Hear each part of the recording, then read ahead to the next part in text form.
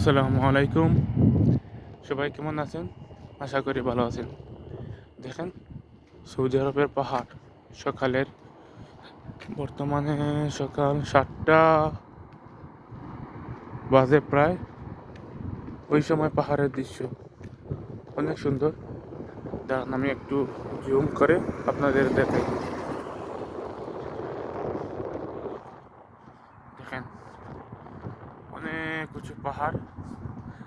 দেখতে লাগতেছে যে আধা ঘন্টার উপরে উঠা যাবে, কিন্তু আপনি যখন উপরে উঠবেন তখন দেখবেন 3-4 ঘন্টার মধ্যেও আপনি এই পাহাড়ের উপর উঠতে পারতেছেন না, কেননা এই পাহাড় অনেক উঁচু এবং অনেক সুন্দর।